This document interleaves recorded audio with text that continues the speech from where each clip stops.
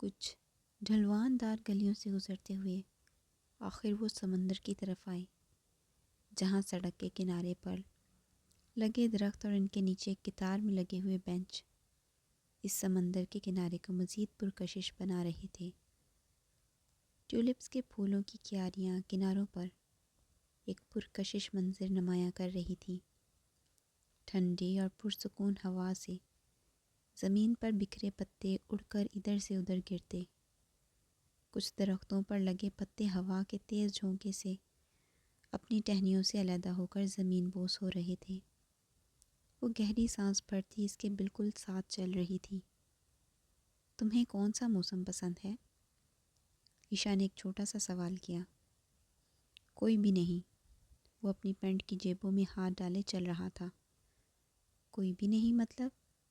کوئی تو ہوگا، سردی، گرمی، بہار، خزاں، کچھ تو۔ مگر وہ بنا کچھ بولے چل رہا تھا۔ میں بھی کس سے پوچھ رہی ہوں، وہ دل ہی دل میں بڑبڑائی۔ مجھے بہار پسند ہے۔ اس کے واپس نہ پوچھنے پر وہ ایک تیکھی نگاہ اس پر دوڑاتی تھوڑا قریب ہوتے بولی۔ کوئی خاص وجہ؟ ہاں نا، بہت خاص۔ یہ موسم دلوں کو جوڑتا ہے، یہ بھری ہوئی زندگیوں اور امیدوں کو سمیٹتا اور نئے سرے سے شروع کرتا ہے، اور سب سے زیادہ پھولوں کی وجہ سے۔ بہار میں پھول کھلتے ہیں، انہیں کھلتے دیکھنا بہت سیٹسفائنگ پروسیس ہے۔ پتہ ہے، بہار کی آمد سے ان سوکھے اور روٹھے ہوئے بے جان درختوں پر ایک نئی امید کھلتی ہے، تو یہ بہت خوش ہوتے ہیں۔ اور تمہیں کیسے پتہ کہ یہ خوش ہوتے ہیں؟ وہ اس کے قریب ہوتے بولا۔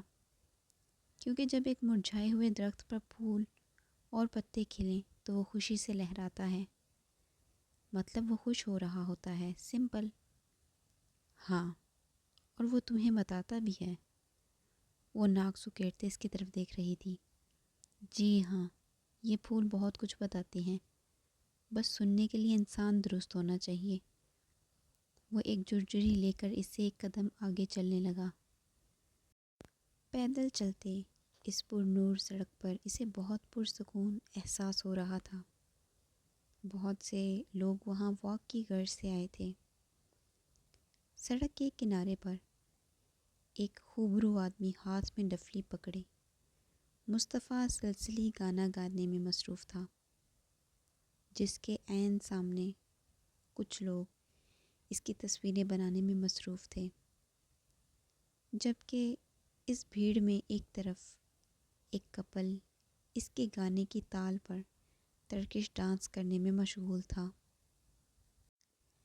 ایک درمیانے قد کی کھلی سفید رنگت کی لڑکی، جس نے سلیو لیس ریڈ کلر کی فراک پہنی تھی، اس کے ساتھ ایک نوجوان براؤن رنگ کے اوور کوٹ میں ملبوس اس کو اپنے ساتھ گھمانے اور سٹیپ میچ کرنے کے ساتھ مسکرا رہا تھا۔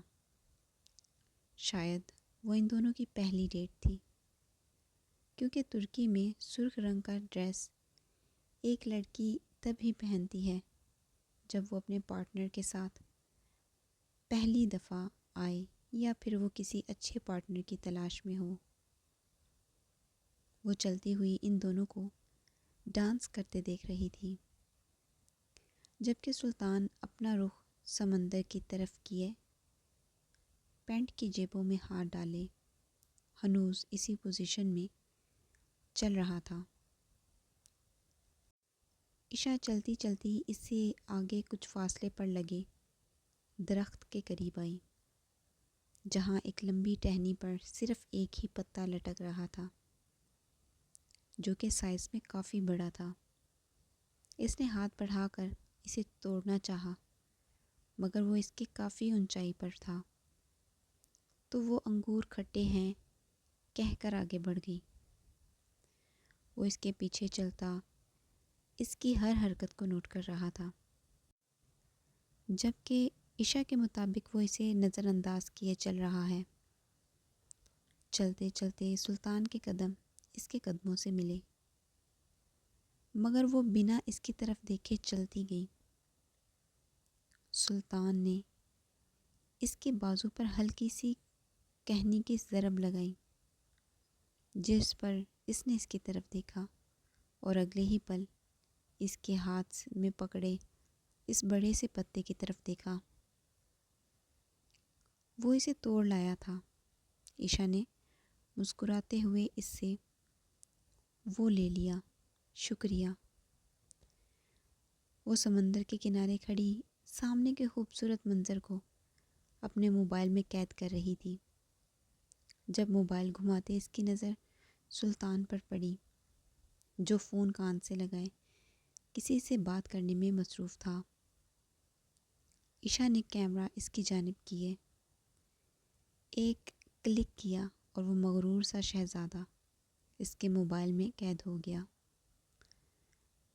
وہ دھیرے سے مسکراتی ہوئی واپس سمندر کی جانب رخ کر گئی، جبکہ اس بے نیاز شخص کی اسمائل گہری ہوئی۔ وہ اپنی دونوں باہیں پھیلائے ہوا کو محسوس کرتی ارد گرد سے بے نیاز تھی۔ تم سے ایک بات پوچھوں؟ وہ ہاتھ میں پکڑتے پتے کے درمیان میں انگلی پھیرتے بولی۔ وہ اس کے مقابل چلتی ہوئی جا رہی تھی، جبکہ شام نے اب دھیرے دھیرے دن کو اپنی آغوش میں لے لیا تھا اور ہر طرف روشنیاں اپنی پوری آب و تاب سے چمکنا شروع ہو چکی تھی۔ تم کہاں رہتے ہو؟ تمہیں کیوں جاننا ہے؟ بس ایسے ہی، تم نے کبھی بتایا نہیں۔ تم کیا کرتے ہو؟ تمہیں یہ جاننے کی ضرورت نہیں، وہ سیریس انداز میں بولا۔ یہ تو ایک نارمل سی بات ہے۔ دیکھو اب تم جانتے ہو نا کہ میں کہاں رہتی ہوں، میں کون ہوں، میں کیا کام کرتی ہوں۔ تم اچھی طرح جانتے ہو، مگر میں نہیں جانتی۔ تم کون ہو؟ تم نے کبھی اپنے بارے میں نہیں بتایا۔ وہ پتے کو ہاتھ میں گھما رہی تھی۔ کہا نا، تمہیں یہ سب جاننے کی ضرورت نہیں ہے۔ پر کیوں؟ اس کیوں کا کوئی جواب نہیں ہوتا۔ ہوتا ہے نا، اگر تم دینا چاہو تو۔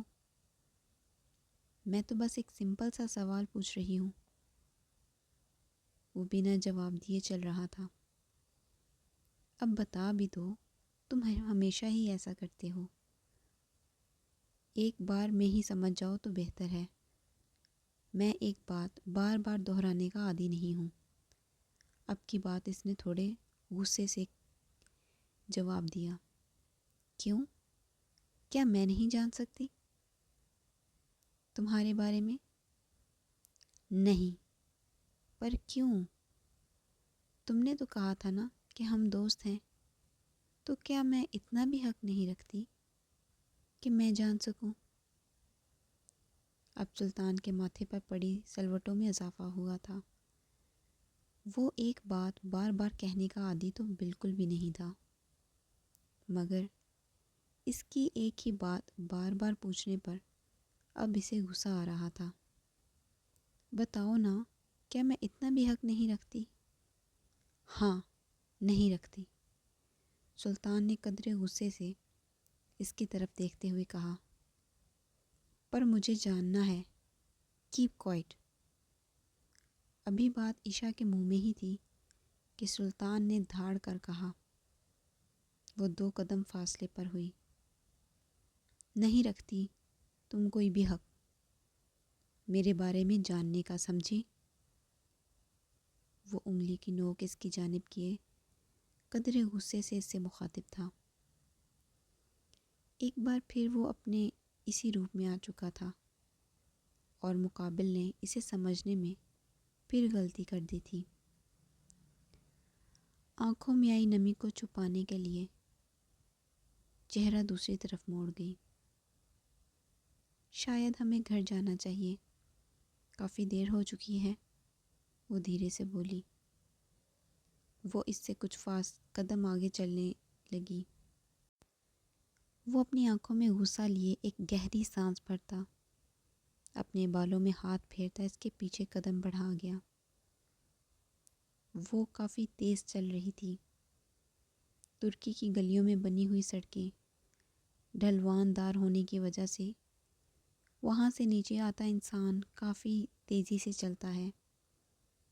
گھر کے قریب پہنچتے وہ بنا اس کی طرف دیکھے زن سے گھر کے اندر داخل ہوئی، دروازہ لاک کر گئی۔ وہ گہری سانسیں بھرتی دروازے کے ساتھ لگی، دھیرے دھیرے نیچے بیٹھتی گئی۔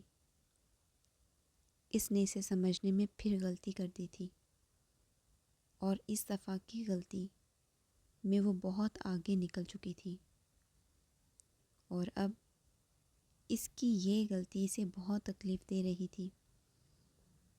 وہ بوجھل قدموں سے چلتی ہوئی بیڈ پر گر گئی۔ جانے کب تک وہ بن آواز روتی رہی۔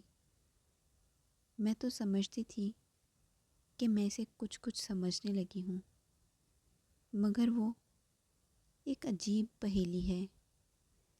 کیا وہ بس میرے ساتھ ہمدردی کر رہا ہے؟ ہاں، ایک یتیم لڑکی جو تنہا ہے، وہ اس کی مدد ہی تو کر رہا ہے۔ اسے بھلا مجھ سے اور کیا غرض ہوگی؟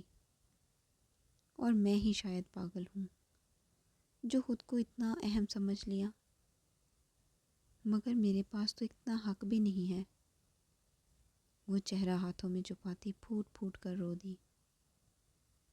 اپنے کمرے سے میں داخل ہوتے ہی وہ اپنا غصہ ڈریسنگ مرر کے سامنے رکھی چیزوں پر نکال رہا تھا۔ ایک دم سے کانچ کی بنی شیشیاں زمین پر گرتی اس خاموش فلیٹ میں عجیب سا شور پیدا کر رہی تھی۔ وہ ڈریسنگ مرر کے سامنے دونوں ہاتھ رکھے خود کو دیکھ رہا تھا۔ نہیں رکھتی کوئی بھی حق تم۔ اپنی کہی ہوئی بات اس کے کانوں میں گونجی ہی تھی کہ وہ اپنے سامنے لگے مرر پر مکوں کی برسات کر چکا تھا۔ شیشے کی کرچیاں اس کے ہاتھوں میں پیوست ہو چکی تھی۔ وہ دونوں ہاتھوں کو اپنے چہرے اور بالوں میں سے گزارتا گہری سانسیں بھر رہا تھا۔ کچھ ہی پل میں وہ اپنے کمرے کا حال بے حال کر چکا تھا، مگر غصہ تھا کہ ختم ہونے کا نام ہی نہیں لے رہا تھا۔ وہ آنسوؤں سے بھری آنکھیں اس کے غصے میں تیل ڈالنے کا کام کر رہی تھی۔ کیوں تم وہ سب جاننا چاہتی ہو جو تم سہ نہیں پاؤ گی؟ کیوں تم سلطان کو جاننا چاہتی ہو؟ آخر کیوں؟ بالکونی میں رکھے گلدان کو اس نے پوری شدت سے ہاتھ کی ضرب لگاتے دور پھینکا۔ نہیں چاہتا کہ جس طرح یہ دنیا سلطان سے نفرت کرتی ہے تم بھی ویسے ہی مجھ سے نفرت کرو۔ تمہاری آنکھوں میں خود کے لیے نفرت نہیں دیکھ سکتا میں۔ کیوں نہیں سمجھتی تم؟ آخر کیوں تم مجھے تلخ ہونے پر مجبور کرتی ہو؟ وہ دونوں ہاتھوں سے ریلنگ کو مضبوطی سے تھامے کھڑا تھا۔ تم مجھ سے نفرت کرو، میں برداشت نہیں کر سکتا۔ وہ لیپ ٹاپ پر انگلیاں چلاتی بہت بوجھل سی تھی۔ ماتھے پر پڑی شکنیں اور آنکھوں کے گرد مسلسل رونے کی وجہ سے نشانات۔ وہ آج بہت تھکی اور بیزار سی لگ رہی تھی۔ تم کیا کھاؤ گی؟ میں کھانا آرڈر کر رہی ہوں۔ مروہ اپنے موبائل میں انگلیاں چلاتے اس سے مخاطب تھی، مگر وہ بے دہانی میں میچ پیڈ پر بے ترتیبی سے انگلیاں چلا رہی تھی۔ عشاء کہاں گم ہو؟ مروہ نے اس کے کندھے پر ہاتھ رکھ کر اسے ہوش دلائی۔ ہاں، کیا ہوا؟ وہ آنکھیں جھپکتی سیدھی ہوئی۔ کیا بات ہے عشاء؟ تم پریشان اور اداس سی لگ رہی ہو، کوئی بات ہے کیا؟ نہیں، میں ٹھیک ہوں، بس تھوڑا سا سر میں درد ہے۔ مروہ نے اس کا ماتھا چھوا جو کہ کافی گرم ہو رہا تھا۔ سر درد کے ساتھ ساتھ بخار بھی ہے تمہیں تو، کیا تم نے کچھ کھایا؟ وہ جانتی تھی کہ تہ تک پہنچ کر رہے گی، سو وہ اسے ٹالنے کے لیے اس بات میں سر ہلا گئی۔ ہاں کھایا تھا، اب فی الحال بھوک نہیں لگ رہی۔ عشا کیا بات ہے؟ تم ٹھیک نہیں لگ رہی۔ وہ اس کے قریب بیٹھتی بولی، میں بالکل ٹھیک ہوں مس افلاطون، تم ایسے ہی پریشان ہو رہی ہو۔ اچھا مان لیتی ہوں، مگر تم آج کے لیو لے لو، تمہارا سارا پینڈنگ کام میں دیکھ لوں گی۔ گھر جا کر ریسٹ کرو اور میڈیسن لو۔ ارے نہیں میں ٹھیک ہوں، میں نے کہا نا، تم جاؤ اور ریسٹ کرو۔ مروہ اس کا بیگ سمیٹتی اٹھ کھڑی ہوئی۔ وہ بھی اس وقت آزادی چاہتی تھی، کہیں ایسی جگہ جانا چاہتی تھی جہاں اسے سکون ملے۔ سو زیادہ تردد کرنے کی بجائے وہ مروہ کی بات پر اتفاق کرتی مان چکی تھی۔ اور ہاں میڈیسن ٹائم پر لینا، اور اگر میری ضرورت ہوئی تو کال کر دینا، میں آ جاؤں گی۔ مروہ نے اسے جاتے ہوئے کہا۔ وہ اس بات میں سر ہلاتی چل دی۔ وہ یوں ہی بے دہانی میں سڑک پر چل رہی تھی، آس پاس سے بے نیاز، چہرے پر بنا کسی تاثر کے۔ سلطان کی کہی بات مسلسل اس کے سست دماغ میں گھوم رہی تھی۔ نہیں رکھتی تم کوئی بھی حق، اچانک آواز دیتے سنائی دیتے اس کے الفاظ۔ وہ دل کے مقام پر ہاتھ رکھتی سڑک کے کنارے ایک سائڈ پر بیٹھ گئی۔ بہت دیر سے ضبط کیے آنسو پلکوں کی بار توڑ کر ان نازک سے گالوں پر پھسل گئے، مگر وہ چہرے پر بنا کوئی تاثر لیے بن آواز بیٹھی تھی۔ اور میں کتنی پاگل ہوں کہ اس سے محبت کر بیٹھی، جس کے لیے میں کوئی اہمیت ہی نہیں رکھتی، جو بس میرے ساتھ ایک ہمدرد بن کر رہتا ہے۔